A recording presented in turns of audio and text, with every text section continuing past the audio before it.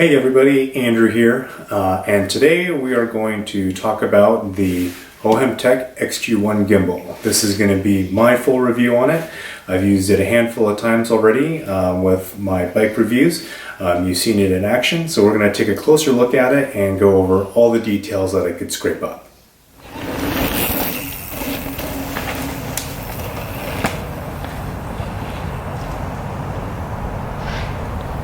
Alright, so a few months ago when I started this channel, one of the things that I wanted to get and seemed necessary, especially if you had a pre-Hero 5, is a gimbal. Reason being, it just creates a really stable image when you have it mounted to like a chest or helmet and you go mountain biking. I've had a gimbal versus non-gimbal comparison video. I'll put a link to that in the description. You can kind of see what it's like to use a GoPro that is not harnessed to a gimbal and maybe just like to the chesty itself, and then a GoPro that is on a gimbal like this. It's a night and day difference. If you really want smooth footage, you really need to pick up a gimbal. I'm interested how it would compare to like a Hero 5 and a Hero 6. I'm looking to maybe pick one up soon, just for when I want to capture footage and not wear a gimbal, but we'll see. You can find this gimbal at Amazon. It's $169. Really affordable when you compare it to other gimbals like the Hohem or the Evo gimbals. I haven't really encountered a lot of things I don't like about it, but I'll kind of go over all the details and you can decide if it's something that you can live with or not. I'll post a link in the description for the Amazon link so that you can purchase it if you like it. For $169, I think it's a really incredible bargain to get yourself into a gimbal.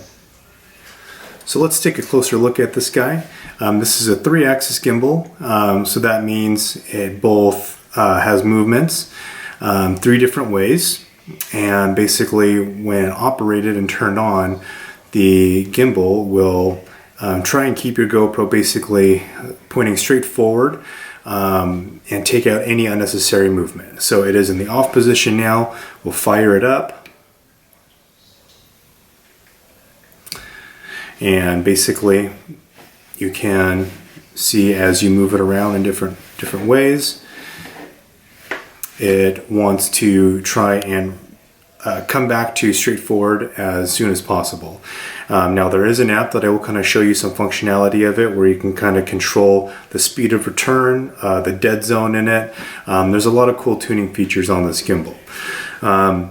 The gimbal itself is basically operated off of one button. It's the on and off button and the function button.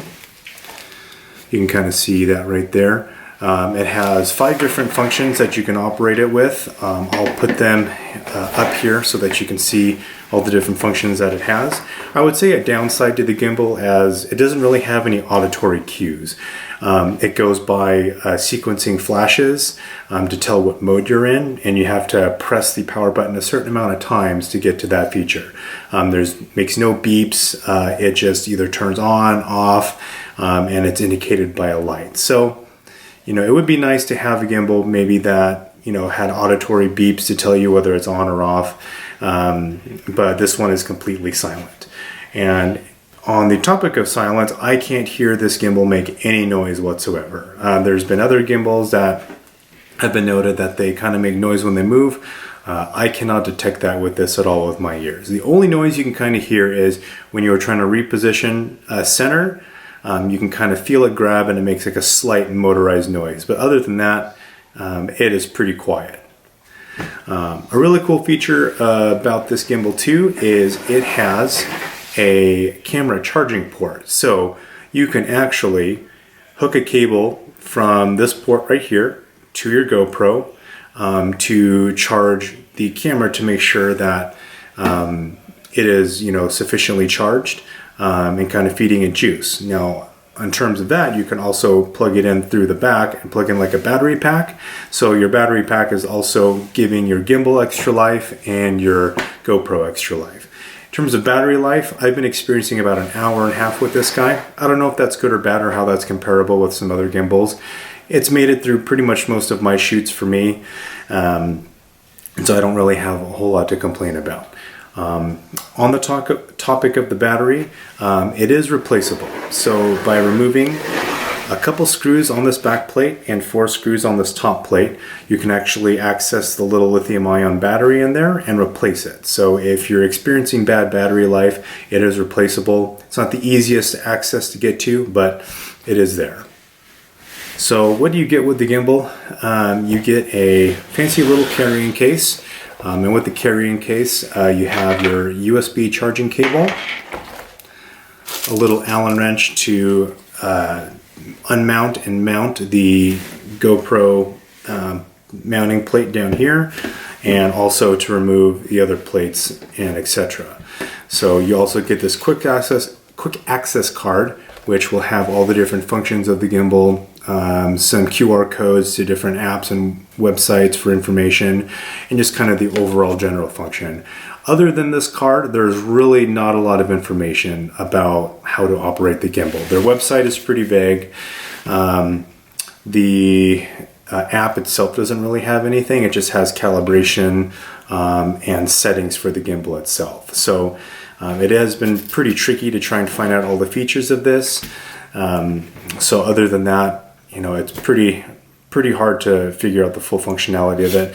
If you guys know any other functions that I may be missing that you stumbled across, please let me know in the comments to help out the other viewers of the video.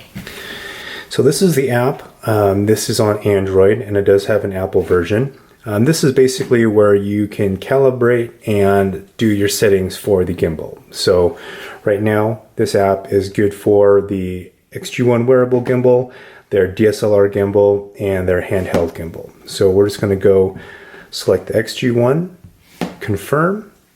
You'll see that it is searchable. Now, if you are looking for it on your normal Bluetooth devices, you will not see it there. It really only pulls up in the app. So we're going to select it, and we are going to connect. So now it is connected. So you have basically 4 functions here: control, calibrate, settings, and more. So calibration we won't do, but basically if your gimbal is out of true, that is where you would go to calibrate all the motors. Control gives you basically manual input, battery indicator, and allows you to control like your yaw, your pitch, settings. So you can go and you can trim. So basically you can have it set where you want the gimbal to start from. So you can change the settings so that the gimbal will have a different starting point from front center. And this is where you would do all that. I haven't fully really understood all the features of it, but I do know this is where you would control basically your starting point. So heading back, settings, this is where you would control the settings of the gimbal.